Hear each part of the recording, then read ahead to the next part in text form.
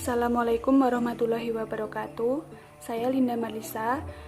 Di sini saya akan menjelaskan sedikit mengenai pengertian dari pemikiran terkotak. Selain pengertian, saya juga akan menjelaskan mengenai karakteristik dan juga akibat yang ditimbulkan dari pemikiran terkotak.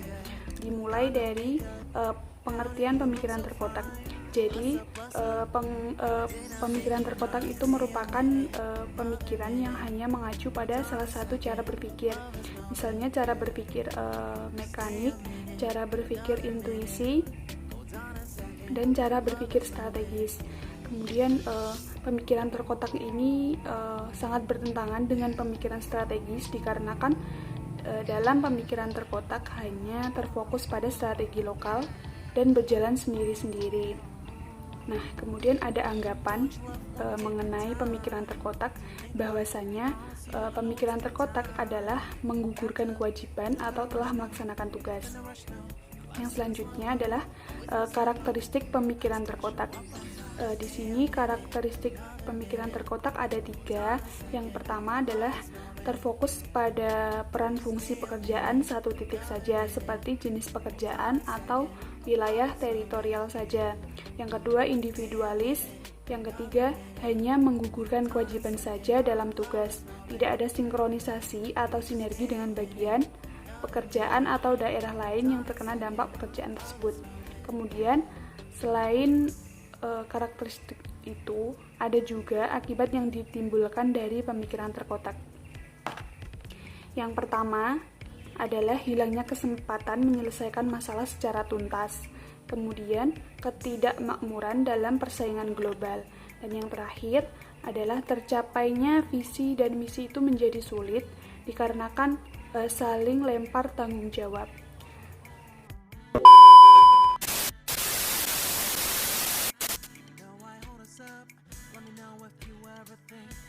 Berpikir strategis adalah masa atau waktu tentang apa yang dilakukan dan apa yang harus diselesaikan. Berpikir strategis adalah suatu keharusan dalam semua permasalahan kehidupan secara luas. Berpikir strategis adalah berpikir secara kritis, yang mana ini harus diajarkan kepada semua generasi. Faktor yang mempengaruhi berpikir strategis: yang pertama, semakin susahnya sumber daya untuk didapatkan. Yang kedua, semakin tingginya kebutuhan hidup. Dan yang ketiga, semakin besar konflik dalam permasalahan hidup.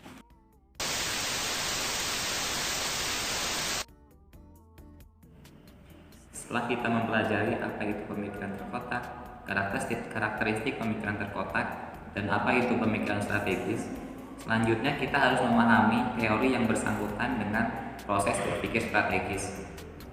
Yang pertama yaitu manajemen. Manajemen adalah suatu proses perencanaan, pengorganisasian, dan pengarahan. Dengan kata lain, manajemen adalah suatu instrumen untuk mengukur apakah suatu kegiatan yang kita lakukan berjalan dengan semestinya untuk mencapai tujuan tertentu.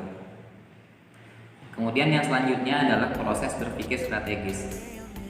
Secara umum, proses berpikir strategis dibagi menjadi 3. Yang pertama, yaitu mengkombinasikan antara ilmu pengetahuan, insting, logika dengan berbagai perbandingan.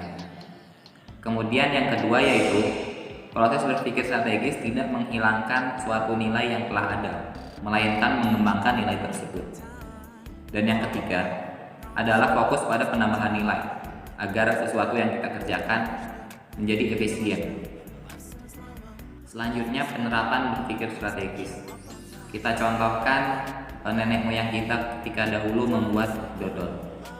Pada zaman dahulu, nenek moyang kita ketika ingin membuat dodol, hal yang pertama yang harus dilakukan adalah menumbuk beras ketan agar menjadi tepung ketan.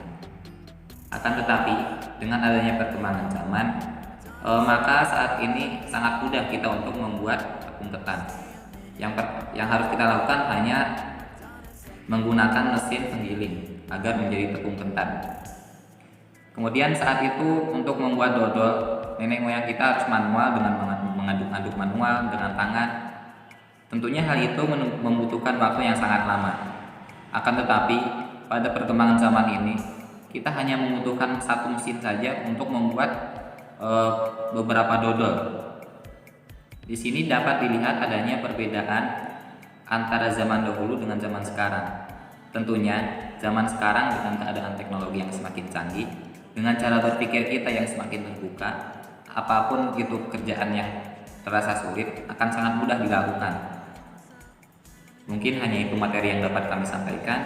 Jika terdapat banyak kekurangan, kami mohon maaf yang sebesar-besarnya. Wallahul muwaffiq ila aqwamit thoriq. Wassalamualaikum warahmatullahi wabarakatuh.